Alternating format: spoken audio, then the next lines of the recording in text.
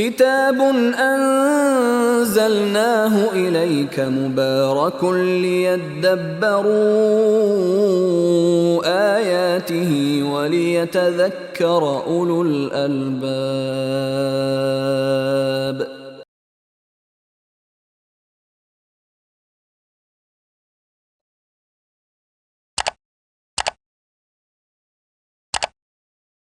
نحمده ونصلي على رسوله الكريم وعلى آله وصحبه أجمعين، أما بعد. اللهم ثبتنا عند الموت بلا إله إلا الله، اللهم ارزقنا توبة نصوحا يا رب العالمين. اللهم صل على محمد وعلى آل محمد كما صليت على إبراهيم وعلى آل إبراهيم في العالمين إنك حميد مجيد. اللهم بارك على محمد وعلى آل محمد كما باركت على إبراهيم وعلى آل إبراهيم في العالمين إنك حميد مجيد. تو عزیز ساتھیوں، آپ سبھی کا استقبال ہے، ویلکم ہے آج کے ہمارے 27ویں ڈے کے 27 ایپیسوڈ میں. اور آج کا بابرکت دن ہے اس لحاظ سے کہ آج رمضان المبارک کا آخری جمعہ ہے اور رمضان شروع ہوا تھا بڑی تیزی کے ساتھ، اور لگتا ہے کہ بہت وقت رہ گیا ہے، لیکن پھر پتہ ہی نہیں چلتا اور اچانک ہم 27 روزوں کی طرف آ جاتے ہیں اور اب مشکل سے 2 سے 3 دن ہمارے پاس رہ جاتے ہیں. تو اس میں ہمارے لیے بہت لمحہ فکریہ ہے کہ زندگی کتنی تیز گزرتی ہے اور موقع وقت مہلت عمل بہت کم ہے. ٹائم نہیں ہے ہمارے پاس کہ ہم فکروں میں مبتلا ہوں اور ہم مختلف ایسے چیزوں میں اپنا وقت برباد کریں اور اپنی صلاحیتوں کو برباد کریں، اپنی کوششوں کو برباد کریں جن سے نہ ہمارا کوئی فائدہ ہونا چاہیے کسی دوسرے کا. بہرحال میں نے جو آیتیں تلاوت کی یہ بہت اہم ہے، لیکن ان کی تشریح آج نہیں کر پائیں گے کیونکہ جو سٹوری ہے کانٹیکسٹ اس کا دوسرا ہے. تو آیتیں میں نے ایکسٹرا پڑھ دیں. اس میں سے ایک سٹوری، آج کی سٹوری بہت یونیک ہے. کس حساب سے یونیک ہے؟ کیونکہ اب تک جتنی بھی سٹوریز ہم نے لی ہیں، میں آج بھی سوچ رہا تھا like I was in doubt کہ should I take this story اور should I take some other story from the 27 جوز. ہم اب تک سٹوریز وہ لے رہے تھے جو آپ صلی اللہ علیہ وسلم کی زندگی میں ہو یا اس سے پہلے کی کوئی سٹوری ہو، قرآن نے جس کا ذکر صراحت کے ساتھ کیا ہو. 27ویں پارے میں اس طرح کی کچھ چھوٹی چھوٹی سٹوریز کی طرف اشارہ ہے، لیکن مجھے لگا کہ وہ ساری سٹوریز میں آپ لوگوں کو شاید اتنا مزہ نہ آئے. اس کی وجہ یہ ہے کہ اس طرح کی ایک پیٹ سٹوریز ہم نے کافی سن لی ہیں اور ان میں پھر ایک فلیور بھی چینج نہیں. تو میں نے کہا ایک سٹوری کم سے کم ہماری پاتھ بریکنگ یہ ہونی چاہیے کہ ہم قرآن کی امپیکٹ کی ایک سٹوری لیں، کہ یہ سٹوری قرآن کے نازل ہو جانے کے بعد کی ہے کہ کس طرح ایک آیت یا کسی کے لیے 2 آیت زندگی کس طرح بدل سکتی ہے. تو آج کی سٹوری ہے قرآن کے نازل ہو جانے کے بعد کی سٹوری. اس میں ایک چھوٹی سی ہے، مطلب ایک چھوٹا سا واقعہ اور ہے، اب کیونکہ وہ آیت میں نے تلاوت وہ بھی کر دی ہے. تو اس کے جو پہلی آیت ہے نا کہ من ذا الذی یقرض اللہ قرضا حسنا، کہ کون ہے جو اللہ کو قرض دے اور وہ بھی قرض حسنا، اور اللہ اس کے لیے اس کو بڑھاتا رہے اور اس کو ایک بہت بڑا اجر کریم عطا فرمائے، وَلَهُ أَجْرٌ کریم. تو میں اس کی طرف تھوڑا سا اشارہ کر دیتا ہوں کہ آپ صلی اللہ علیہ وسلم کی زندگی میں یہ آیت نازل ہوئی تو ایک صحابی ہیں، انہوں نے یہ آیت سنی. ان صحابی کا نام آتا ہے تاریخ میں کہ ابو دحدح انصاری رضی اللہ عنہ. کہا جاتا ہے کہ ان کے باغ کی نشانی آج بھی ہیں. میرے پاس پرانا نقشہ ہے جو میں نے کھوج کر نکالا تھا، کہ مسجد نبوی کا وہ پارٹ جہاں پہ باہر کی طرف جائیں گے جہاں پر وہ باغ تھا، حضرت ابو طلحہ انصاری کا جہاں باغ تھا، حضرت ابو دحدح کا باغ جہاں تھا. تو مکہ کے اور مدینہ کے جو آپ لوگ، بڑی انٹرسٹنگ چیز ہے، جو لوگ حرمین کی طرف جاتے ہیں ان کو کوشش کرنا چاہیے کہ ان مقامات کو ڈھونڈیں جو ہسٹوریکل ہے.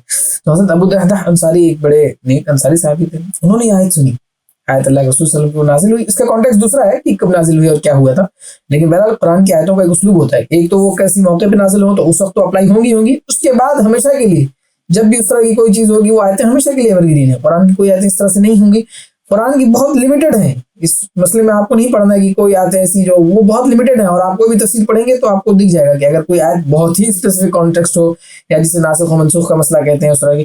تو خیر میں بہرحال ایک ڈسکلیمر بھی دے دوں، آج کی سٹوری تھوڑی سی علمی ہوگی، ٹھیک ہے؟ آپ کو اسلامک اسکرپچر کا، اسلامک اسکالرلی تھوڑا سا فیل امید کرتا ہوں. میں بہت سمپل کر کے کوشش کروں گا ایکسپلین کروں کہ آپ کو لگے نا کہ کوئی بہت ہیوی چیز ہے یا کوئی آؤٹ آف دی وے چیز ہے، لیکن تھوڑی سی ہمیں ٹچ آئے گی اس چیز کی کہ ہم ایک اسلامک لیگیسی آف نالج کیا ہے اس کی طرف بھی اشارہ کریں گے. تو بہرحال بس چھوٹی سی حدیث کا ٹکڑا ہے جو میں سنا دیتا ہوں کہ ابو دحدح انصاری نے جب یہ آیت سنی کہ اللہ کو کون قرض دے گا، تو وہ اللہ کے رسول کے پاس آئے اور پوچھا اللہ کے رسول کہ اللہ ہم سے قرض مانگتا ہے؟ ظاہر سے اللہ تو بے نیاز ہے، اللہ کو تو قرض کی ضرورت نہیں ہے. وہ تو اسی پہ الزام لگا دیتا نا، وقالت الیہود ید اللہ مغلولہ، کہ اللہ کے ہاتھ بندھے ہوئے جو اللہ قرض مانگ رہا ہے.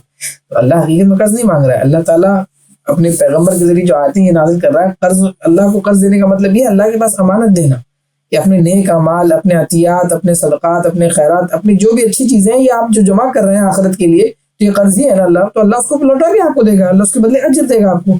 تو یہ اس سینس میں قرض ہے، ورنہ یہ نہیں کہ اللہ محتاج ہے، اللہ کو کسی چیز کی ضرورت ہے، وہ آپ اپنے لیے جمع کرا رہے ہیں. تو حضرت ابو الدحداء انصاری نے کہا اللہ قرض مانگتا ہے؟ اللہ رسول نے کہا ہاں، تم اپنے لیے کیا اچھی چیز دے، مطلب جو اچھی چیز ہے وہ دیجیے، بہترین قرض میں آپ کیا دے سکتے ہیں؟ تو انہوں نے کہا اللہ رسول میرا یہ باغ ہے.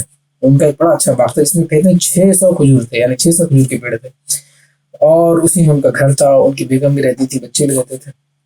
ان کا اللہ رسول یہ سب امیڈیٹلی، ابھی یہ فوراً میں یہ سب کچھ اللہ کی راہ میں دیتا ہوں. اللہ رسول نے مطلب بڑی تعریف ہے، اور جو ڈیٹیل حدیث ملے گی اس میں ملے گا کہ کیا نام ہے ان کی اللہ تعالیٰ نے بڑی تعریف فرمائی، اللہ کے رسول نے بڑی تعریف کی ہے. خیر وہ تو اللہ تعالیٰ، اللہ کے رسول ہمیشہ اپنے صحابہ کو اپریشیٹ کرتے ہیں. تو بلکہ قصہ مختصر ہی کہ وہ باغ گئے اور اپنی بیوی کو باہر سے پکارے، باغ میں بھی داخل نہیں ہوا. انہوں نے کہا ام دحدہ باہر آ جاؤ. انہوں نے کہا کیا ہو گیا ابو دحدہ، خیریت سب کچھ؟ تمہیں ام دحدہ بس باہر آ جاؤ، اب یہ باغ ہمارا نہیں، ہم نے اس کو دے دیا. کہا کتنے کیا سودا کیا، کیسے دیا، کیا دیا؟ اس نے کہا اس کے بدلے ایسی چیز لی ہے جو بے مثال ہے. تو ام دحدہ نے کہا پھر کوئی وہ نہیں، پھر کوئی ملال نہیں. دیکھیے یہ صحابیات کا بھی کردار ہے، especially for the sisters and for brothers. تو ابو دحدہ کا کردار تو ہے ہی صحابہ ہمارے بھائیوں کے لیے کہ انہوں نے بھی دے دیا، اور بیوی نے بھی کہا کیا بھائی ٹھیک ہے، اگر اس سے بہتر سودا کیا. اور بعد میں ڈیٹیل مل جائے گی آپ کو مختلف روایتوں میں، انہوں نے بتایا کہ اللہ کے پاس کے انعام کے لیے اس کے لیے میں زیادہ نہ کوئی علم نہیں ہے، پورا گھر چلا گیا ٹھیک ہے کوئی بات نہیں، پورا باغ چلا گیا کوئی بات نہیں، چھوڑ کے باہر آ گئے، اپنا جہاں بھی انتظام کیا کر لیا، وہ باغ پورا کا پورا اللہ کی راہ میں ہبا کر دیا، اللہ کی راہ میں قرض دے دیا، اللہ کی راہ میں خیرات کر دیا. تو یہ آیت کا ایک چھوٹا سا قصہ تھا. اب ہم مین قصے کی طرف آ جاتے ہیں. یہ میں نے آپ لوگوں کو بونس قصہ سنایا ہے، ٹھیک ہے. اچھا تو آج کی جو کہانی ہے وہ ہے ایک ایسے تابعی کی، یا کہا جاتا ہے تبع تابعی، جو آپ صلی اللہ علیہ وسلم کی وفات کے قریب 100 سال کے بعد پیدا ہوئے ہیں. یعنی ہجری کے اگر ایئرز میں ملائیں گے تو آلموسٹ 7 ہجری میں وہ پیدا ہوئے ہیں. اور ان کا نام ہے فضیل ابن عیاض التمیمی. ماشاءاللہ آپ لوگ پہلے تو مجھے علم ہے کہ عام لوگوں نے اتنا نام نہیں سنا ہوتا تھا، سبھی سوشل میڈیا کی برکت ہے، آپ کو پوسٹ میں، انسٹاگرام میں، وائرل میں کہیں نہ کہیں کچھ نہ کچھ ان کا نام، کچھ نہ کچھ ہلکی سی کہیں نہ کہیں ان کے کوٹس آتے ہیں، کیونکہ ان کے کوٹس بھی بڑے فیمس ہیں، ہسٹری کی کتابوں میں ملیں گے ان کے اسٹوڈنٹس کے ذریعے سے، اور ان کے لیگیسی جو انہوں نے چھوڑی، تو کہیں نہ کہیں سنا ہوگا. تو آج ان کی کہانی ہے، اور ان کی کہانی میں اس آیت کا ذکر آئے گا جس آیت کی طرف میں نے اشارہ کیا تھا کہ کس طرح قرآن کی آیتیں لوگوں کی زندگی بدل دیتی ہیں. اب فضیل بن عیاض کی جو شروعات ہے وہ کہتے ہیں کہ وہ خاندان جو تھا بنو تمیم سے تھے، تو ان کا نام تھا نا فضیل ابن عیاض التمیمی. تو تمیمی فیملی سے ہوا کرتے تھے وہ، اور انہوں نے مائگریٹ کیا تھا سمرقند کی طرف، جو کہ ماڈرن ڈے کیا نام ہے ازبکستان اور اس طرح کا جو سینٹرل ایشیا کا جو ایریا ہے اوپر کی طرف جو جاتے ہیں، تو وہاں کے کسی علاقے میں رہتے تھے. اور بچپن میں ہی کہا جاتا ہے کہ یہ یتیم ہو گئے تھے، ٹھیک ہے. اور جب یہ بڑے ہوئے اور اس کے بعد اب ظاہر سی بات ہے کہ یتیمی کا داغ بھی ہوتا ہے، خیر کہانی کے پیچھے کچھ بھی کانٹیکسٹ ہو سکتا ہے، لیکن بہرحال فضیل بن عیاض کا قصہ یہ ہوا کہ وہ بڑے ہوتے ہوتے ایک بہت بڑے ڈاکو بن گئے، ٹھیک ہے. اب فضیل بن عیاض کی ڈکیتی مشہور ہو گئی کہ he became someone who is known as the robber، یا یہ بول لیجیے کہ جسے رہزن بولتے ہیں نا، کہ جو لوگ راستوں کو لوٹ لیتے ہیں اندھیروں میں، قافلوں کو لوٹ لیں، کیروانس کو لوٹ لیں، ہائی وے رابر، اس طرح کا کیا نام ہے ان کا امیج بنا. اور بالکل ان کا کام بھی یہی تھا، اور وہ یہی کام کرتے تھے، اور وہ بہت روتھلیس تھے، بہت شفاف، اور اپنے کام میں بڑے ماہر کہ کوئی بچتے نہیں تھے. اور اتنا مشہور کہ اس علاقے میں ان کے جو سمرقند کے باہر کی طرف کا جو راستہ ہے 2 بڑے شہروں کے بیچ ہے، تو انہوں نے کہا کہ بھائی لوگوں کے اندر یہ تھا کہ اس علاقے سے گزرتے تھے تو لوگ ڈرتے تھے کہ بھائی فضیل لوٹ لے گا، آگے فضیل آ کے لوٹ لے گا. اور یہ گھروں میں بھی چڑھ جاتے تھے، گھروں میں بھی نقب لگاتے تھے، علاقے کے، محلے کے، گاؤں دیہات میں جاتے تھے اور وہاں بھی لوٹ پاٹ کرتے تھے، اور خوب ویسے ہی اپنا گزارا کرتے تھے. تو اب ان کا قصہ یہ شروع ہوتا ہے کہ عمر ان کی قریب 40 سال تک انہوں نے یہی کام کیا. خیر بچپن میں نہیں کیا ہوا، لیکن جب سے ان کی جوانی آئی اور جب سے انہوں نے کچھ اپنا ذریعہ معاش ڈھونڈا، اپنا کام دھندا ڈھونڈا، تو انہوں نے یہ کام سٹارٹ کر دیا، اور وہ 40 سال تک یہی کام کرتے رہے، ٹھیک ہے. اب ایک 40 سال کے قریب جب ان کی عمر ہو گئی، اور ایک دن وہ ڈاکہ ڈالنے گئے. اب روایت میں آتا ہے کہ کبھی یہ اب مطلب 2-3 اوپینینز آتے ہیں. ایک تو ہے کہ صرف نارمل ڈاکہ تھا, دوسرا یہ تھا کہ اس میں انہوں نے جس گھر میں وہ کسی گھر میں گئے اور انہوں نے چھلانگ لگائی اندر, تو وہاں انہوں نے کوئی خاتون کا کمرہ دیکھا, یا ان کو اندازہ ہوا کہ اس کمرے میں کچھ خاتون نے کچھ آوازیں آ رہی ہیں. انہوں نے کہا کہ چلو ادھر بھی چلتے ہیں, دیکھتے ہیں کیا ملے گا. اور بعض بات میں آتا ہے کہ کوئی ینگ خاتون تھی, بعض میں ہے کہ کوئی بڑھیا تھی, کوئی بزرگ خاتون تھی, اور وہ رات کے وقت تہجد پڑھ رہی تھی. اور تہجد میں وہ پڑھ رہی تھی سورۃ الحدید کی آیتیں.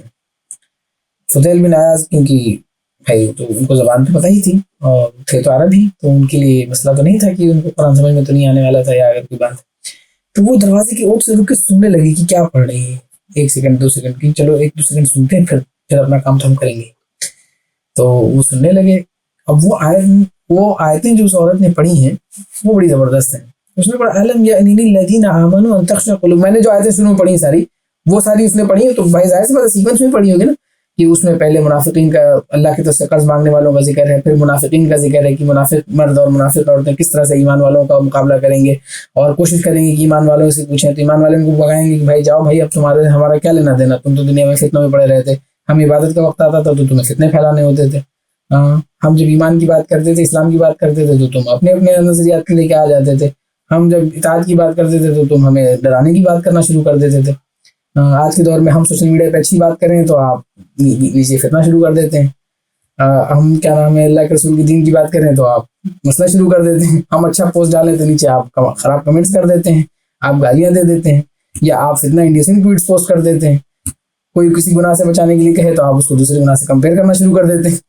تو اگزامپل میں نے دے دیا سمجھداروں کے لیے, اشاروں کے لیے, کہ منافقین کا سارا ذکر چلتا ہے قرآن میں, سارے اشارے ہیں, اور اس کے بعد ان سے منافقین ان سے فریاد کریں گے قیامت کے دن. وہ منظر کھینچا اللہ تعالیٰ نا کہ بھائی ہم آپ کے ساتھ نہیں تھے دنیا میں, ہم تھے تو آپ کے ساتھ ہی, ہم بھی مسلمان تھے آپ بھی مسلمان تھے, ہم لوگ ایک ہی اس کے مانے جاتے تھے, ہم سارے کے سارے ایک ہی اسپیس کے مانے جاتے تھے, ہم سارے کے سارے ایک ہی کمیونٹی کے مانے جاتے تھے, ہم سارے اچھے کام کیا کرتے تھے.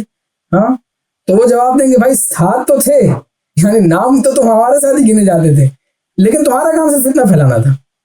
تم ہمارے لیے مصیبتوں کا انتظام کرتے تھے. تم کو موقع چاہیے ہوتا تھا کہ پہلے اسلام کو بدنام کر سکیں, تم کو موقع چاہیے ہوتا تھا کہ پہلے اسلام کو اوپر کوئی الزام لگا سکیں, تمہیں موقع چاہیے ہوتا تھا کب ہم اہل اسلام کہیں کہہ رہے ہیں یہ لوگ تو خالی پیلی کے لوگ ہیں, خالی فتنہ پھیلاتے ہیں, ان لوگوں کا کوئی کام نہیں.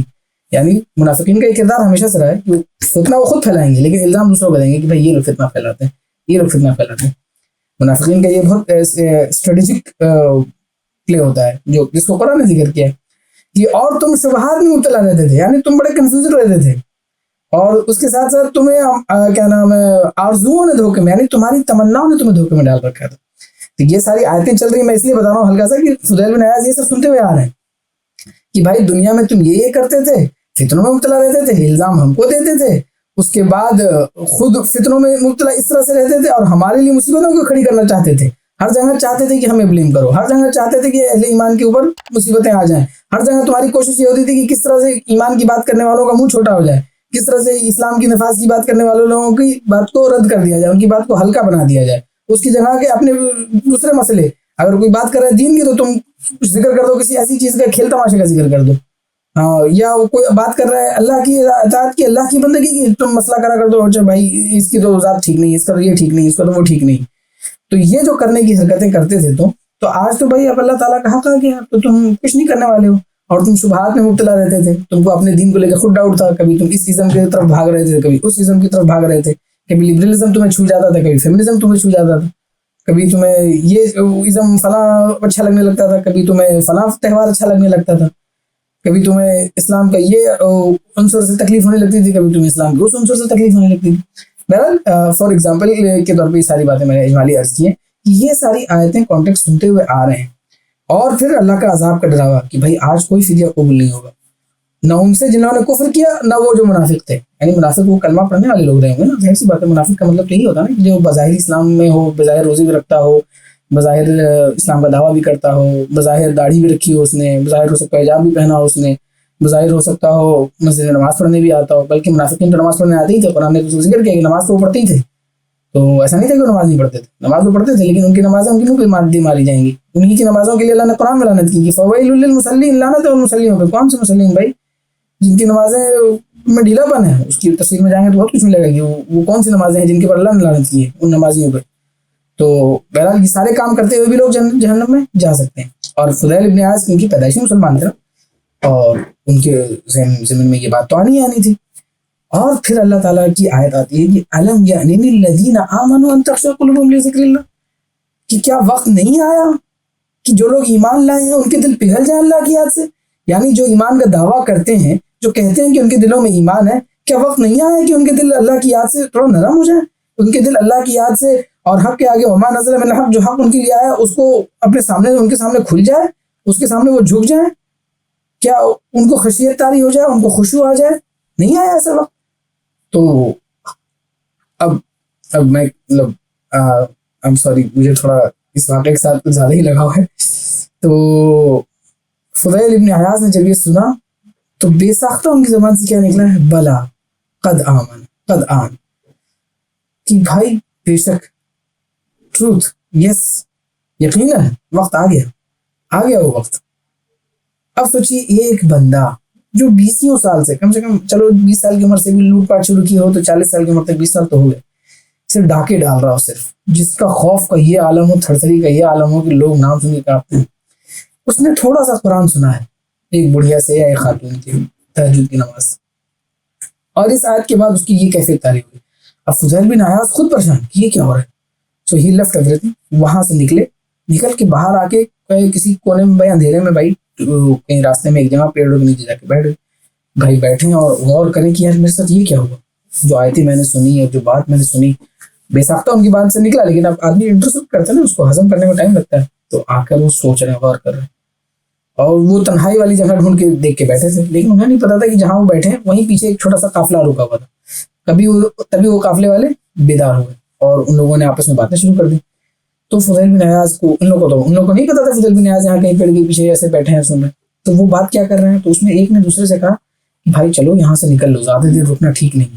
اس نے پوچھا بھائی کیوں رکنا ٹھیک نہیں ہے.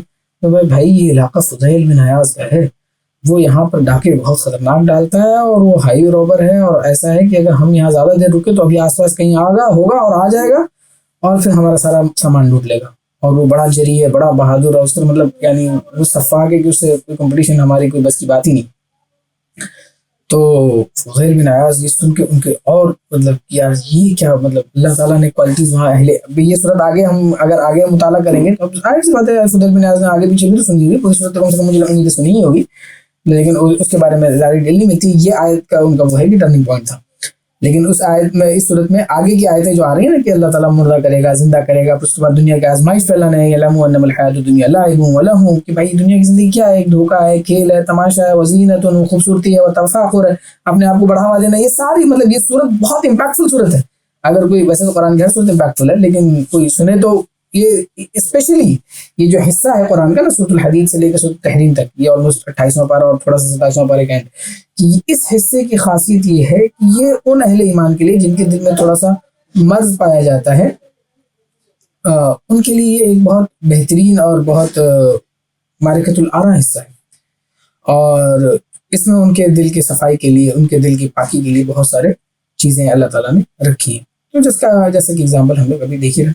تو بہرحال فضیل بن عیاض نے ان کو اوور ہیئر کیا, جو قافلے والے تھے جن کی باتیں انہوں نے سنی. پھر وہ اپنی دیوار کے اوٹ سے نکل کر آئے, دیوار یا پیڑ جہاں بھی بیٹھے تھے, اور آ کے ان سے کہا کہ میں فضیل بن عیاض ہوں, اور آج تم بالکل فکر مت کرو, میں تمہارا کوئی سامان نہیں لوٹنے والا. میں اللہ کی طرف رجوع کرتا ہوں, میں توبہ کرتا ہوں, اور اب میں قسم کھاتا ہوں کہ میں انشاءاللہ یہ سارے کوئی کام نہیں کروں گا, اور میں پلٹ کر اللہ کی طرف رجوع کرنے والا ہوں, اور اللہ کے راستے پر ہی اپنی زندگی کو وقف کرنے والا ہوں. اور روایتوں میں آتا ہے کہ انہوں نے یہ بھی قسم کھائی کہ میں اب ساری زندگی مکہ میں رہوں گا اور وہیں پہ عبادت کروں گا اور علم حاصل کروں گا, علم کی طرف جاؤں گا. مختلف یعنی انہوں نے توبہ کا ایک اعلان کیا. جسٹ سیکنڈ حاضر کے ساتھ.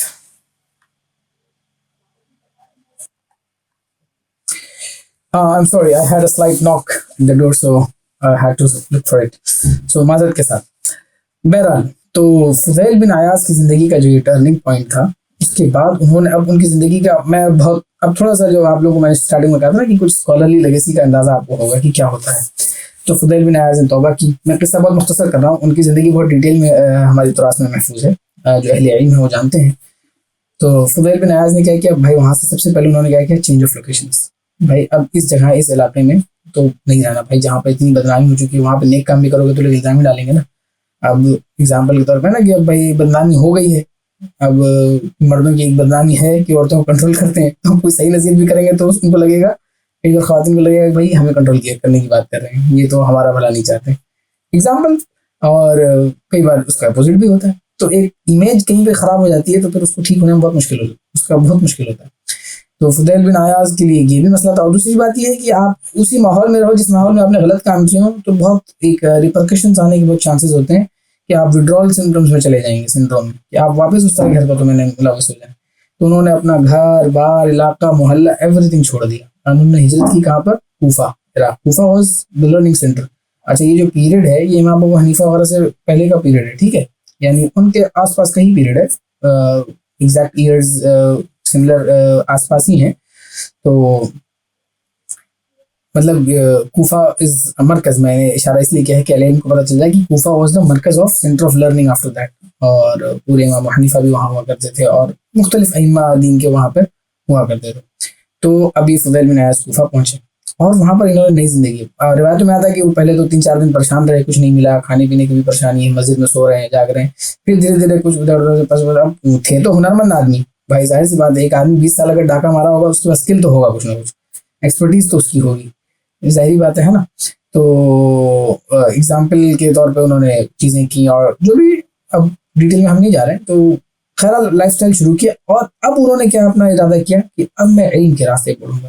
قرآن کی چند آیتوں نے ان کو اتنا زیادہ انسپائر کر دیا، انہوں نے کہا اب میری زندگی کا مقصد یہ ہے کہ بھائی مجھے علم حاصل کرنا ہے، دین کے علم کی طرف آنا ہے، قرآن کو سیکھنا ہے، اللہ رسول صلی اللہ علیہ وسلم کی سیرت کو سیکھنا ہے. اپنا انہوں نے ارادہ کر لیا اور انہوں نے اپنے علم کی طرف، کوفہ جو مرکز تھا کوفہ میں علم حاصل کیا. پھر انہوں نے سفر پہ سفر کیے، ٹھیک ہے، اس ہجرت کے بعد اور ہجرتیں کی ہیں. انہوں نے کوفہ میں تعلیم حاصل کی ہے، پھر اس کے بعد وہ بغداد گئے ہیں، اس کے بعد وہ مکہ آئے ہیں، مدینہ آئے ہیں، حجاز آئے ہیں، الگ الگ جگہوں پہ وہ گئے ہیں. اور ان کے اساتذہ میں نام بہت سینئر، امام جعفر الصادق ان کے استادوں میں سے، ابن اسحاق ان کے استادوں میں سے، یحییٰ ابن سعید انصاری. اب یہ سب نام شاید آپ لوگوں کے لیے نئے ہوں لیکن اہل علم جانتے ہیں کہ یہ سب بڑے بڑے نام ہیں جو کیا نام ہے تابعین کی لیگیسی میں ٹاپ آف دی ٹاپ لوگ ہیں، یہ جن سے فضیل بن عیاض نے جا کر علم سیکھا، اپنے آپ کو ہمبل کر کے اپنی کیا نام ہے ساری پرانی زندگی کو چھوڑ کر قرآن کا علم سیکھا، حدیث کا علم سیکھا، چیزوں کو مختلف علم کو سیکھتے رہے اور اس کے بعد علم پھیلانا شروع کیا. یہاں تک کہ ہی بیکیم فیمس، وہ بہت مشہور ہو گئے کہ فضیل بن عیاض ایک بہت علم والا شخص ہے. اتنا علم سیکھا اور اتنا زیادہ ان کا تقویٰ پرہیزگاری مشہور ہوئی کہ لوگ ان کے پاس آتے تھے. جیسے بولا کہ بھائی پتہ چل گیا فلاں بزرگ آئیے دم کر دیجیے، دعا کر دیجیے، لوگ ان سے دعا کرانے آ رہے ہیں، لوگ ان سے علم سیکھنے کے لیے آ رہے ہیں، سوال جواب کرنے کے لیے آ رہے ہیں. اور پھر فضیل بن عیاض خود ٹیچر بنے ہیں اور ان کے شاگردین کا نام جو ہے آپ لوگوں نے سنا ہوگا، امام سفیان ثوری کا نام سنا ہے آپ نے، یہ فضیل بن عیاض کے شاگرد ہیں. امام سفیان ابن عیینہ کا نام سنا ہے آپ نے، یہ فضیل بن عیاض کے شاگرد ہیں. عبداللہ ابن مبارک کا نام سنا ہے آپ نے، یہ فضیل بن عیاض. عبداللہ بن مبارک محدثین میں ٹاپ آف دی ٹاپ مانے جاتے ہیں، ون آف دا ٹاپ. یہ سارے جتنے میں نے نام لیے ان میں کسی کا آپس میں کوئی نہیں، سب کے سب اپنے آپ میں ہیرے ہیں، اسکالرلی لیگیسی میں غرض ہیں. اور ایک نام اور میں تحریس نعمت کے طور پہ اس کا نام سب نے سنا ہوگا، وہ ہے امام شافعی. تو امام شافعی بھی فضیل بن عیاض کے شاگردوں میں سے ایک ہے. کہ ان کے ٹیچرز دیکھیے پھر کون لوگ بنے ہیں اور ان کے اسٹوڈنٹس کون لوگ بنے ہیں. اب میں پوری لائف میں نہیں جا پا رہا ہوں کیونکہ ٹائم ہمارے پاس کنسٹینٹ رہے گا بہرحال. تو ان کی ٹیچنگس کے چند ایگزامپلس میں دیتا ہوں کہ ان کے کوٹس وغیرہ جو ان کی ایگزامپلس تھے، جس حساب سے عبداللہ بن مبارک رضی اللہ عنہ رحمۃ اللہ علیہ تابعی جو مشہور ہیں، ان کا ایک بہت زبردست انسیڈنٹ ہے جو کتابوں میں آپ کو ملے گا. کہ بھائی ایک بار فضیل بن عیاض سے ایسی کچھ بات ہو رہی تھی تو اس میں تھا کہ بھائی اگر تمہیں ایک دعا دے دی جائے کہ وہ دعا تمہاری قبول ہو جائے، تمہیں یقین ہو کہ یہ دعا قبول ہونی ہی ہے اور اللہ اس کا رزلٹ امپلیمنٹ کرنے والے ہیں، تو کیا دعا ہونی چاہیے؟ تو فضیل بن عیاض نے کہا کہ بھائی کہ میں وہ دعا یہ کروں گا کہ اللہ تعالیٰ جو امام ہو مسلمانوں کا، جو ہمارا امام ہو، اس کو بہتر کر دے، اس کو نیک، پرہیزگار، پاورفل، جو طاقت اس کے لیے ریکوائرمنٹ ہے، جو اس کی بزرگی، جو اس کو پیٹی کی ضرورت ہے، تقوی کی ضرورت ہے، اس کی خیر کی دعا کروں گا. پھر انہوں نے کہا کہ میں اپنے لیے دعا کروں گا تو میرا فائدہ ہوگا. انہوں نے ایکسپلین کیا اس میں کہ میں دعا اپنے لیے کر دوں گا تو بھائی ٹھیک ہے، میں تو کچھ کامیاب ہو جاؤں گا، کسی کے لیے کر دوں گا وہ کامیاب ہو جائے گا. لیکن اگر میں نے اپنی امام کے لیے، یعنی جو بھی ہمارے لیڈر ہے، جو بھی ہمارے امیر ہیں، جو بھی مسلمانوں کے سربراہ ہیں، اس کے لیے اگر دعا کی اور وہ دعا قبول ہو گئی, اگر وہ نیک ہوگا تو رعایا میں بھی نیکی لائے گا, اگر وہ نیک ہوگا تو رعایا بھی کیا نام ہے اس کے پیچھے نقش قدم پہ چلے گی. اگر وہ نیک ہوگا تو جیسے حضرت ابوبکر, عمر, نبی صلی اللہ علیہ وسلم جتنے صحابہ ہیں, جتنے نیک ہیں, خلفاء راشدین ہیں جن کے ایگزامپلس ہیں, وہ نیک تھے تو ان کی امتوں میں بھی وہ چیز ٹرانسفر ہوئی. حضرت عمر کی نیکی کا کیا عالم تھا بھائی, کوئی ایک بندہ ہو, کوئی آدمی, حضرت عمر کا جو قول ہے بھائی دجلہ کے کنارے کتا بھی پیاسا مر جائے تو عمر سے سوال کیا جائے گا. اس لیول کا نیک آدمی ہوگا تو آپ کو لگتا ہے اس کی ریاست میں کوئی پیاسا مرنے والا ہے, یا کسی کو غریبی کی مار پڑنے والی نہیں پڑنے والی, زکات لینے والا کوئی نہیں بچا تھا مدینہ میں حضرت عمر کے دور میں. تو انہوں نے یہ ایکسپلین کیا کہ یہ کتنی زبردست دعا ہے. اور عبداللہ بن مبارک کہتے ہیں کہ اس کے بعد ان کو ٹائٹل دیا گیا, عبداللہ بن مبارک کھڑے ہوئے اور ان سے گلے جا کے ملے, ان کو بوسہ وغیرہ دیا اور ان کو ٹائٹل دیا کہ یہ شیخ, مطلب یہ وہ شیخ ہیں جو ہمیشہ خیر کی بات کرتے ہیں.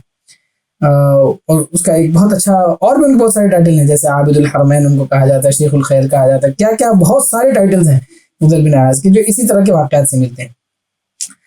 اس کا ایک اور بس میں چھوٹا سا فضیل بن عیاض کا کوٹ نقل کروں گا یا ان کا واقعہ نقل کروں گا کہ ان سے بھائی کسی نے پوچھا تھا کہ بھائی اللہ کی محبت یا اللہ کی رضا کا اینڈ پوائنٹ کیا ہے, یا ایپیٹوم کیا ہے, پیک کیا ہے.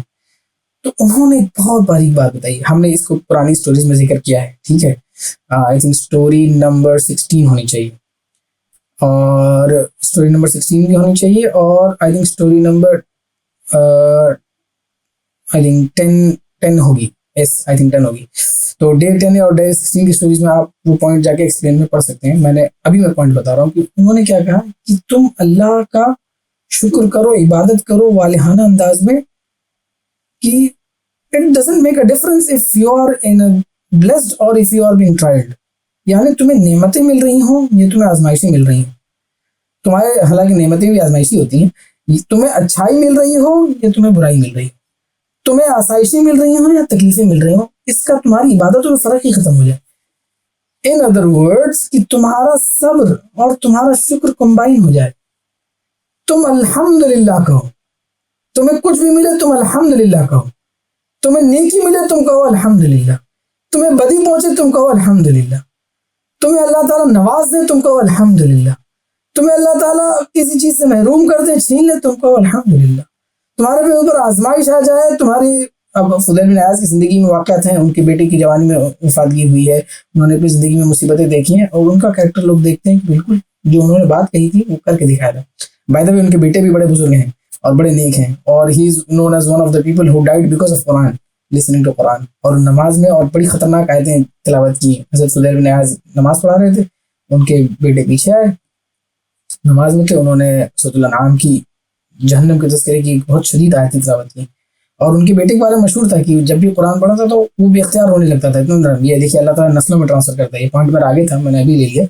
یہ فضیل بن عیاض جب نیک ہوئے تو ان کی نسلیں بھی نیک ہوئی ہیں. ان کے بیٹے علی ابن فضیل وہ بھی بڑے نیک ہوئے ہیں, اور وہ بھی بڑے اہل علم میں مشہور ہیں, لیکن انہوں نے عمر بہت کم پائی اور ان کا انتقال بڑی جلدی ہو گیا. اور ان کا انتقال اس طرح ہوا کہ نماز میں وہ تلاوت سن رہے تھے, اور اس تلاوت کو سن کے ان کے اوپر گریا ازاری اور آہو بکا تاری ہوا کہ وہ زمین پہ گر گئے. لوگوں نے سمجھا کہ بھائی رو رو کے بے ہوش ہو گئے ہوں. تو نماز جلدی ختم کر کے جب دیکھا گیا تو he had passed away by listening to those verses. تو مطلب ان کی لیگیسی یہ فضیل بن عیاض کی لیگیسی, ان کا بیٹا تاریخ میں اپنے آپ میں الگ نام سے مشہور ہے اور الگ اسٹوری سے مشہور ہے. اس کے بعد ان کی علمی لیگیسی تو خیر اس کا سوال ہی نہیں ہے. تو فضیل بن عیاض کی یہ سارے ایگزامپلس بہت خوبصورت ہیں. اور ان کو بدلنے والی کیا چیز تھی, خیر وہ تو توفیق اللہ کی طرف سے, لیکن ایک آیت انہوں نے غور کیا, ایک صورت انہوں نے تھوڑا سا غور کیا, تو اللہ تعالیٰ نے ان کی آیا پلٹ کر دی. اور مقام یہ آیا کہ لوگوں میں اتنی فین فالوئنگ ہو گئی, یا لوگ ان کے اتنے زیادہ گرویدہ ہو گئے, لوگ ان سے اتنے زیادہ محبت کرتے تھے, ان سے زیادہ آنا ان سے چاہتے تھے, ان سے فائدہ اٹھانا چاہتے تھے, دعا کرانا چاہتے تھے, مشورہ, کہ وہ لوگوں سے بھاگنا شروع ہو گئے کہ بھائی مجھے چھوڑ دو, یہ تم میرے پیچھے کیوں. وہ کہتے تھے کاش کوئی ایسی جگہ آ جائے جہاں پر میرا کوئی جاننے والا ہی نہ ہو. ان کی یہ کیفیت تاری ہو گئی کہ بادشاہ وقت مامون اور ہارون رشید یہ جو لیگیسی چل رہی تھی, یہ لوگ کیا نام ہے ان سے ملنے کی تمنی تھے اور یہ ان سے نہیں ملنا چاہتے تھے. الگ الگ واقعات تاریخ میں بہت سارے ملیں گے کہ وہ آئے تو انہوں نے بتی بجھا دی, زبردستی ملنے آیا کہ میں نہیں ملوں گا, لیکن زبردستی دوسرے کیا نام ہے عالم ان کو لے کر آ کے آئے کہ بھائی بادشاہ آپ سے خلیفہ وقت ملنا چاہتے ہیں, تو انہوں نے بتی بجھا دی تاکہ چہرہ نہ دیکھ سکے. وہ ہاتھ پکڑ لیے تو انہوں نے کہا تمہارا ہاتھ کتنا نرم ہے, بادشاہ کا ہاتھ دے کے کہ سوچو کیسا لگے گا جہنم کی آگ کو جلائے. بادشاہ پہ خوف طاری ہو گیا. بعض روایتوں میں آتا ہے فضیل بن عیاض نے اپنے کمرے میں, اپنے گھر میں پچھلے ایک اندھیرے کمرے میں ایک چھوٹا سا گڈھا کھود رکھا تھا, چھوٹا سا نہیں قبر سائز کا پورا گڈھا, اور جب ان کے اوپر دنیا کی کچھ اگر احساسات طاری ہوتے تھے، زیادہ ان کو ڈر ہوتا تھا یا زیادہ ان کو اپنا دل دنیا کی طرف مائل ہوتا لگتا تھا، تو اس میں جا کے لیٹ جاتے تھے۔ اب آپ سوچیے، امیجن کیجیے، میں یہ ایکسپیریمنٹ آپ کو، میں کچھ لوگوں کو پرسنلی جانتا ہوں جنہوں نے یہ ایکسپیریمنٹ کیا ہے اپنے اوپر، کہ وہ کھلی قبروں میں جا کے لیٹے ہیں۔ آپ یقین نہیں کریں گے کہ اس کا امپیکٹ اس لیول پہ، جب آپ کو دنیا کی کمائیگی کا احساس ہوگا۔ الحمدللہ مجھے یہ موقع ملتا رہتا ہے کہ میں قبرستان بہت ریگولرلی وزٹ کرتا ہوں، اور وہ بھی راتوں میں، اندھیرے میں، سناٹے میں۔ میں آپ کو صرف رزلٹ سے بتا سکتا ہوں کہ اس سے جو اللہ کے رسول کی حدیث ہے نا کہ بھائی موت کو یاد کرو، یہ تمہارے لیے بہت ساری بیماریوں سے دور کرنے والی چیز ہے، یہ حب الدنیا سے بچانے والی چیز ہے، یہ تمہارے تزکیے کا سامنا ہے۔ اور فضیل بن عیاض نے تو اس کو الگ ہی لیول پہ کیا کہ وہ قبر کے اندر جا کے لیٹ کے دیکھا کرتے تھے، اور اس چیز کی ضرورت ہے کہ ہم موت کو یاد کریں۔ تو بہرحال فضیل بن عیاض کی یہ جو بزرگی ہے، اس کی طرف میں بس اشارہ کر رہا تھا۔ اب تھوڑی سی ان کا ایک زندگی کے آخری عمر کا ایک واقعہ ہے کہ بہرحال اچھا میں نے چیز اسکپ کر دی، دیکھیں یہ ہوتا ہے کہ جب بہت منتشر واقعہ ہے اور اس کو کیپچر کرنا ہو۔ فضیل بن عیاض نے پھر اپنے حج کا ارادہ کیا ہے، اور بعض لوگوں نے ہے کہ وہ حج کے سفر پہ گئے اور جا کے مدینہ میں ٹھہر گئے، کہ انہوں نے قسم کھائی تھی کہ مدینہ میں رہوں گا، اور یا اس سے پہلے چلے گئے اور وہ مکہ میں جا کے ٹھہر گئے، مدینہ میں نہیں مکہ میں، اور وہیں پہ وہ عبادت کرتے تھے، اور وہیں پہ وہ ان کے درس دروس بھی ہوا کرتے تھے، وہیں سے وہ علم سیکھتے بھی تھے، لوگوں کو سکھاتے بھی تھے، اور پھر ان کی کہا جاتا ہے کہ ڈیتھ بھی 187 ہجری میں وہیں پہ ہوئی ہے۔ تو فضیل بن عیاض کی جو لیگیسی جاری ہے، اب مجھے کنکلوڈ کرنا ہے تو بہت کوئکلی میں کروں گا کہ بھائی ان کا ایک واقعہ ہے زندگی کے آخر عمر کا، کہ ایک دن فضیل بن عیاض سامنے آئے اور اپنے آپ سے راتوں میں بیٹھ کے باتیں کرنا شروع کر دیتے تھے۔ فضیل بن عیاض کا ایک بہت اچھا مشغلہ تھا، یا یہ سمجھ لیجیے کہ سبھی نیکوکاروں کا ہوتا ہے کہ وہ تنہائی میں وقت گزارتے ہیں اور اللہ کی آیتوں پہ غور کرتے ہیں، اور اپنے آپ پر بھی غور کرتے ہیں، اپنے نفس کا تزکیہ کرتے ہیں، اپنے آپ کو پاک و صاف کرتے ہیں۔ تو فضیل بن عیاض نے اپنی داڑھی اسے پکڑی مضبوطی کے ساتھ، اور رونا شروع کر دیا، اور رونا شروع کر دیا، اور اپنے پاس کو یاد کیا۔ واقعات لکھنے والوں نے لکھا ہے کہ وہ اتنا روئے کہ وہ جس زمین پہ کھڑے تھے نا، جہاں پر جس مٹی کے سامنے، گھر تو مٹی وغیرہ کی ہوا کرتے تھے، جہاں بھی تھے وہ مٹی بھیگ گئی روتے روتے، جیسے کسی نے پانی گرا دیا ہو مگ سے، یا کسی اس سے بوتل سے گرا دیا ہو، اتنا روئے ہو، اور داڑھی پکڑ کے رو رہے ہیں، اور کیا کہہ رہے ہیں کہ اے فضیل تم فاسق تھے، تم ڈاکو تھے، تم یہ تھے، اپنی 40 سال کی عمر تک تم یہ ساری حرکتیں کرتے تھے، اور اب تم آگے ہو کہ تم اب ریا کر رہے ہو، اب لوگوں میں دکھاوا کر رہے ہو، اب اپنی دینداری کے چرچے کر رہے ہو۔ حالانکہ وہ نہیں کرتے تھے، لیکن ان کا جو اللہ سے ڈر کا معاملہ تھا، جو خوف تھا، وہ اس چیز کو اپنے اتنا ڈرتے تھے کہ لوگوں سے اتنا دور بھاگتے تھے، لوگوں کو جو مشہوری ان کی نیکی کی ہے، ان کے علم کے لیے لوگ آتے تھے، تو وہ اس سے اتنا گھبراتے تھے، اتنا ڈرتے تھے، کہتے ہیں کہ پہلے تم تو ڈاکو تھے صرف، اب تو تم ریاکار ہو گئے ہو، اب تو تمہاری یہ حیثیت ہے کہ تم اب شو آف کرتے ہو، اب تم لوگوں کے سامنے یہ ساری باتیں کر رہے ہو۔ اور اس کو پکڑ کے اس بات کو سوچ کر کہ وہ اتنا روئے، اور اللہ سے مغفرت بھی ہو، جو بھی ہے، مطلب ظاہر سی بات ہے اتنا رونے کے لیے ایک اچھی خاصی کنورسیشن رہی ہوگی، اتنی اچھی خاصی ان کی چیزیں رہی ہوں گی، لیکن لباب یہی ہے کہ ان کو اس عمر میں اتنا ڈر تھا کہ بھائی پہلے تو پھر بھی فاسق تھے، یعنی پہلے تو صرف ڈاکو تھے، اب کیا، اب تو دین کے نام پر تم زیادہ، یعنی سمجھنے کی بات کیا ہے کہ جب آدمی دین کا کام کرے، جب آدمی قرآن کی بات کرے، جب آدمی کہانیاں سنانا شروع کرے قرآن کی، یا اس طرح کے، میں اپنے لیے سب سے پہلے مخاطب نہیں ہوں، اور آپ سب بھی، جو آدمی جب دین کی طرف آئے نا، تو اس کو زیادہ کوشش ہونے کی ضرورت ہے، کہیں مجھ سے گڑبڑ نہ ہو جائے، کہیں میری نیتیں خراب نہ ہو جائیں۔ اسپیشلی جو لوگ قرآن کی باتیں کرتے ہیں، جو لوگ دین کی باتیں کرتے ہیں، اپنے آپ کو دین کا علم بردار شامل کرنا چاہتے ہیں، یا اس کی کوششیں کرتے ہیں، ان کو سب سے زیادہ ڈرنا چاہیے کہ میرے الفاظ، میری حرکتیں، میرے واقعات، یہ ساری چیزوں میں کہیں میری نیت میں کوئی کھوٹ تو نہیں آئے گا۔ نیت کا کھوٹ ایسا ہے نا، کسی کو نظر نہیں آئے گا، آپ بہت نیک کام کر رہے ہوگے، ساری دنیا اس کی گواہی دے رہی ہوگی، لیکن نیت کا کھوٹ ایسا ہے نا کہ اس پورے کام کو برباد کر دے گا۔ جو کہ حدیث ہے نا کہ اللہ کے رسول صلی اللہ علیہ وسلم نے جو بتایا کہ قیامت کے روز پہلا حساب 3 ایسے لوگوں کا ہوگا، تو میں اس کے اشارہ نہیں کر رہا ہوں، لیکن اس میں ہے کہ ایک عالم ہوگا، ایک قاری ہوگا، ایک سخی ہوگا، بعض بات میں ایک مجاہد ہوگا جو شہید ہو گیا ہوگا، اور ان لوگوں کو جہنم میں ڈال دیا جائے گا، حالانکہ انہوں نے پوری زندگی دین کی خدمت کی ہوگی، اس لیے کیونکہ انہوں نے اللہ کے لیے نہیں، لوگوں کو دکھانے کے لیے کی ہوگی۔ تو ریا کا جو کھوٹ ہے نا، اس سے بچنا بہت ضروری ہے۔ اچھا، فضیل ابن عیاض کی زندگی سے بہت سارے لیسنز ملتے ہیں۔ ایک لیسن میں ابھی پہلا لیسن عرض کرتا ہوں کہ بھائی توبہ کا وقت جب جاگے تب سویرا، اس کے لیے آپ وہ سٹوری بھی سن سکتے ہیں، 3 ریپینٹرز، مائی فیوریٹ سٹوری، میں بار بار فوکس کراتا ہوں اس کو، وہ ضرور سنیں۔ تو توبہ کا وقت جب آ جائے نا بھائی، پیچھے نہیں پلٹنا، توبہ کر لو، موقع آ گیا توبہ کر لو، رمضان کا آخری جمعہ مل گیا توبہ کر لو، کوئی بھی گناہ ہے توبہ کر لو, لوگوں کو پریشان کیا ہے توبہ کر لو, کسی کو تکلیف دی ہے توبہ کر لو, اللہ کا حق مارا ہے توبہ کر لو, انسانوں میں سے کسی کا حق مارا ہے واپس دے دو, پلٹ جاؤ. لیکن الم یعنی للذین آمنوا ان تخشع قلوبهم لذکر اللہ, کیا وقت نہیں آیا ابھی بھی؟ کیا آپ کے لیے موقع نہیں آیا ابھی؟ آپ اس ویڈیو کو ابھی دیکھ رہے ہیں یا لائیو سیشن کو سن رہے ہیں, کیا آپ کے لیے موقع نہیں آیا کہ آپ توبہ کریں؟ کیا آپ کے لیے وقت نہیں آیا کہ آپ اپنے آپ کو آج سے کہہ دیں کہ بھائی اللہ بس ہو گئی اب تک جو غلطیاں تھیں, اب پلٹنے کا ٹائم آ گیا, اب رجوع کا ٹائم آ گیا؟ کیا آپ فضیل بن عیاض کی طرح نہیں کہہ سکتے کہ بلا قدان یقیناً آ گیا وقت, yes it's the time, it's about time that we repent. توبہ ضرور کریں, توبہ کا وقت سب کے لیے آ گیا. دوسرا لیسن اس اسٹوری سے ہمیں بہت ملتا ہے, اہم جو ملتا ہے کہ کسی اچھے کام کے لیے قربانیاں دینی پڑتی ہیں. لوکیشنز چینج کرنے کی جو پرائمری چیز ہے, اپنا ماحول بدلی. انگریزی زبان میں ایک کہاوت ہے نا کہ if you cannot change the people around you, change the people around you. اگر آپ اپنے آس پاس لوگوں کو نہیں بدل پا رہے تو اپنے آپ کو لوگوں کے پاس پاس سے بدل لیں, اپنی کمپنی اچھی کریں, صحیح جہاں پہنچیں. اس بات پہ غور کیجیے کہیں آپ کا ٹاکسک چیمبر تو نہیں ہے, کہیں آپ کے دوستوں احبابوں میں سرکل ایسا تو نہیں ہے جو دین کا مذاق اڑانے والوں میں سے, کہیں آپ کا سرکل ایسا تو نہیں ہے جو دین سے دور کرنے والوں میں سے. اگر ہے تو اسے چینج کیجیے.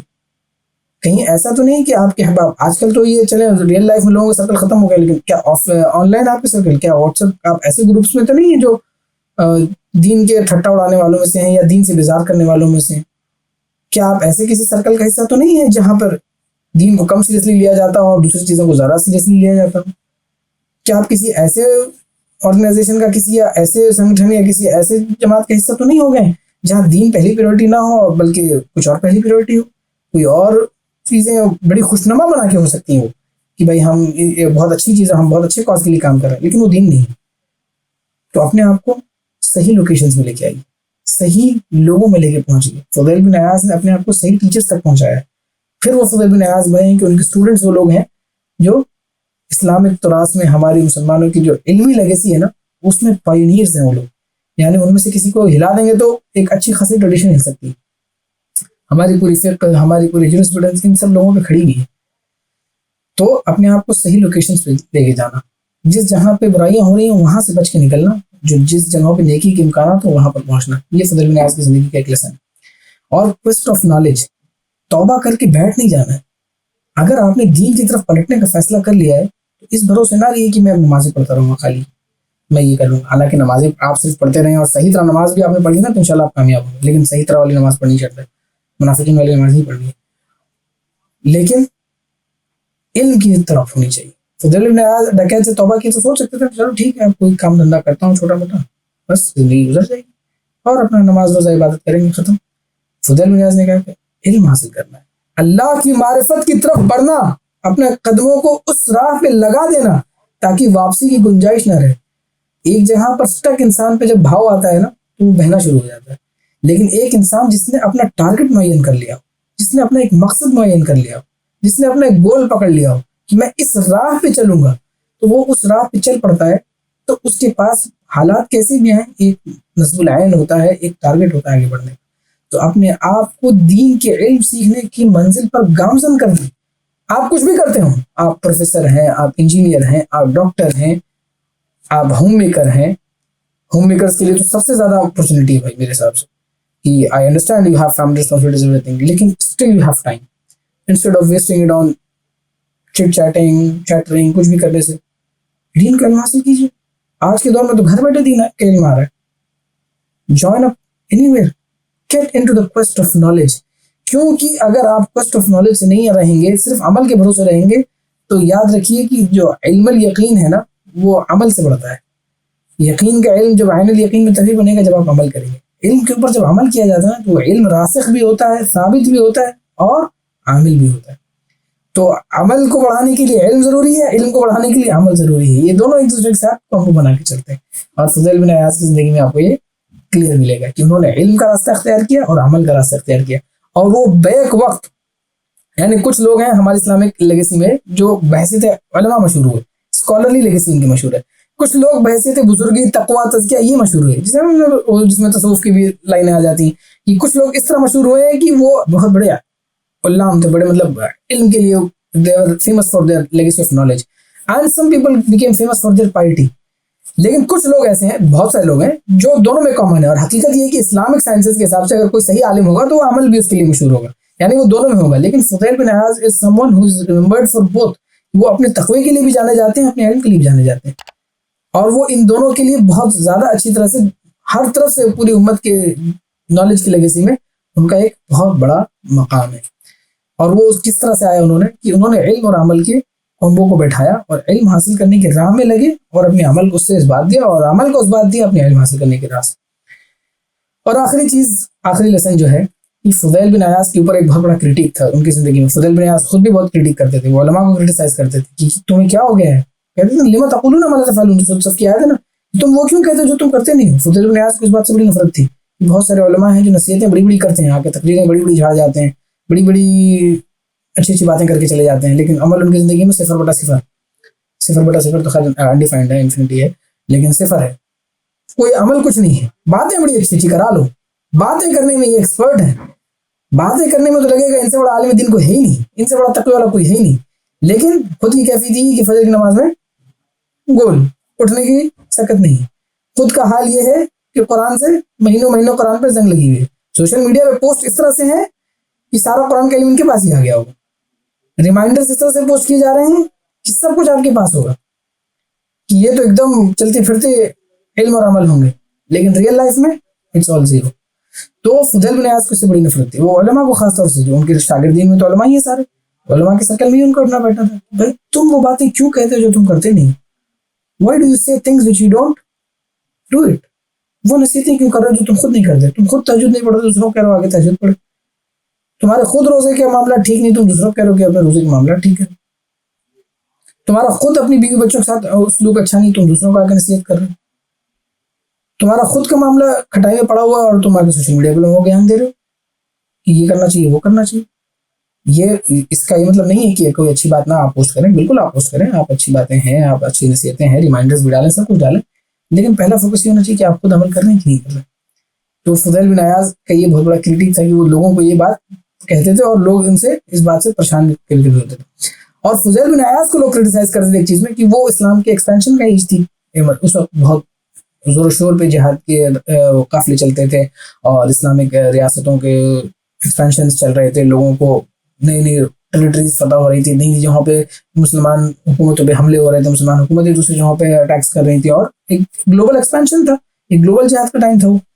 تو فضیل بن عیاض نے لیکن کسی جنگ میں شرکت نہیں کی. حالانکہ وہ ڈاکو تھے تو لازم سی بات ہے ان کے اندر جنگی صلاحیت بہت اچھی رہی ہوگی, لیکن انہوں نے کسی میں نہیں, کبھی بھی اس پارٹ میں نہیں حاصل کیا. تو لوگ ان کو بڑا کریٹک کرتے تھے. تو فضیل بن عیاض جواب تو نہیں دیتے تھے, لیکن مفسرین نے جواب دیا ہے. مفسرین بولے تو جو اسکالرز ہیں آگے کے مورخین نے جواب دیا ہے کہ فضیل بن عیاض کیا کرتے تھے. کہ فضیل بن عیاض نے اپنا میدان چن لیا تھا کہ بھائی میرا میدان ہے علم کی راہ میں, میرا میدان ہے عبادت, میرا میدان ہے علم کو پریزرو کرنا, علم سیکھنا اور اس کو آگے ٹرانسفر کرنا. بہت ساری حدیثوں کے ذخیرے, بہت سارے روایتوں کے ذخیرے, بہت سارے فقہ کے بہت سارے اصول اور اسلوب جتنے ہیں فضیل بن عیاض اس میں کی رہے ہیں ٹرانسفر کرنے میں, جو اسلامک اسکرپچرز کا حصہ ہے. تو انہوں نے اپنا میدان چن لیا تھا. تو وہ بھلے میدان جہاد میں نہیں گئے, لیکن انہوں نے اپنے قلبی جہاد میں کمی نہیں کی, انہوں نے اپنے لسانی جہاد میں کمی نہیں کی, انہوں نے زبان سے اپنے جہاد میں کمی نہیں کی.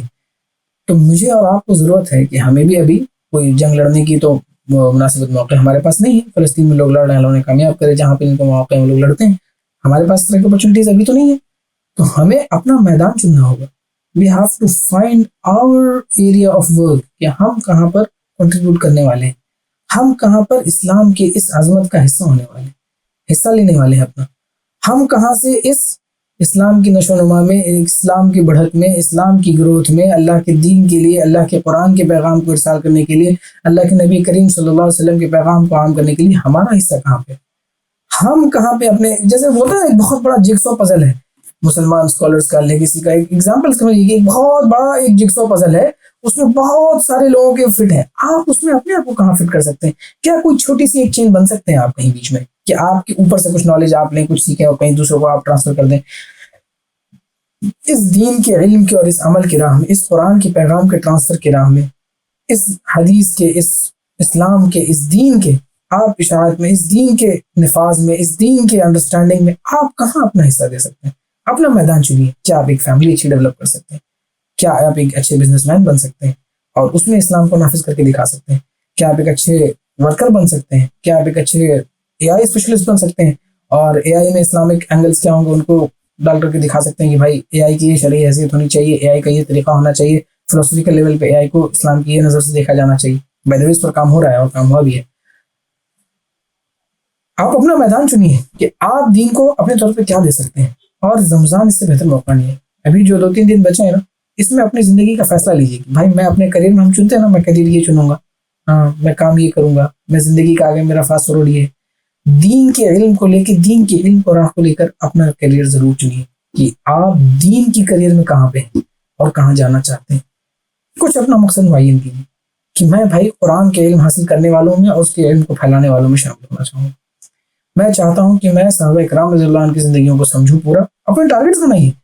میں چاہتی ہوں کہ میں صحابیات جتنی ہیں ان کے اوپر ایک لیگیسی پہ کام کروں. میں چاہتی ہوں کہ میں صحابیات کی زندگی کو اسٹڈی کروں. میں چاہتا ہوں کہ میں تابعین کی زندگی کو پڑھوں. میں چاہتا ہوں کہ میں فلاں لیول پہ دین کا یہ کام کر سکوں. میں چاہتا ہوں کہ میں بچوں میں دین کا کام کروں. میں چاہتا ہوں کہ میں ٹیچرز میں دین کا کام کر سکوں. اپنی اسپیسیفک جگہ پہ آپ کہاں پہ دین کا کام کر سکتے ہیں. میں چاہتا ہوں کہ میں سپورٹ پرووائڈ کر سکتا ہوں لوگوں کو. میں ایک سائیکولوجسٹ ہوں، میں لوگوں کو کاؤنسلنگ کر سکتا ہوں، میں لوگوں کو اچھی چیزیں کر سکتا ہوں. میں دین کو اپنے لے کے وہاں پہ اپنے نفاذ کروں، وہاں کو دینی انداز میں اپنا جس جگہ پہ آپ ہو سکتے ہیں اس کو دین کے راستے پہ لے کے آ جائیے. اپنا مقصد چن لیجیے. اللہ تعالیٰ آپ کو اور مجھے اس دنیا کے تمام جتنی ہماری کوششوں میں کامیابی عطا فرمائے. بارك الله لنا ولكم في القرآن العظيم ونفعني وإياكم بالآيات والذكر الحكيم. أقول قولي هذا واستغفر الله ولذكر الله أكبر. السلام عليكم ورحمة الله وبركاته. And for the عزیزہ جمعہ تھوڑی سی دعا کر لیتے ہیں. اللهم لك الحمد حتى ترضى ولك الشكر حتى ترضى. اللهم صل على سيدنا نبينا ومولانا محمد وعلى آله وصحبه وسلم تسليما كثيرا. اے اللہ تجھ سے دعا ہے کہ آج ہم نے جو بھی سیکھا ہے اللہ تعالیٰ ہمیں اس کو اپنے دلوں میں راسخ کرنے کی توفیق عطا فرما. اے اللہ قرآن کی ان آیتوں کو، ان شاہکار آیتوں کو، اپنی نشانیوں کو، اپنی دلیلوں کو ہمارے دلوں میں راسخ فرما اور ہمارے دل کو پلٹ دے.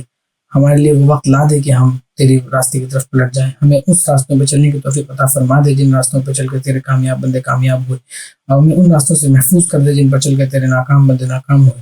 اللہ ہمیں سیدھے راستوں پہ چلنے والا بنا. اللہ ہمیں قرآن کا صحیح فہم عطا فرما. اللہ ہمیں صحیح راستوں پہ چلنے والا بنا. اللہ ہمیں قرآن کے صحیح فہم کے حساب سے اپنی زندگیوں کو ڈھالنے والا بنا. اللہ ہمیں رسول اکرم صلی اللہ علیہ وسلم کی زندگیوں سے سبق لینے والا بنا. اللہ ہمیں رسول اکرم صلی اللہ علیہ وسلم کے راستوں پہ چلنے والا بنا. اللہ ہمیں صحابہ اور صحابیات کے طریقوں کو سمجھنے اور ان کے طریقوں پہ چلنے والا بنا. اللہ ہمیں تابعین کے راستوں پہ چلنے والا بنا. اللہ آج ہمیں جو کہانی فضیل ابن عیاض کی سنی، اللہ ہمیں ان کہانیوں کو سمجھنے کی، ان کی زندگی سے سبق لینے کی توفیق عطا فرما. اے اللہ ہمیں اپنے آپ کو توبہ کے راستے بلانے والا بنا. اے اللہ ہمیں ہمارے میدانوں کو صحیح چننے والوں میں سے شامل فرما.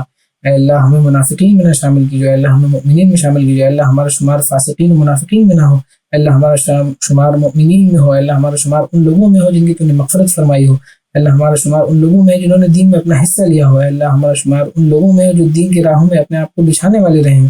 اے اللہ ہمارا شمار ان لوگوں میں ہو جو قیامت کے دن صلحاء و صالحین و انبیاء و صدیقین ان لوگوں کے ساتھ جن کا حشر ہو، شہیدوں کے ساتھ ہمارا حشر ہو.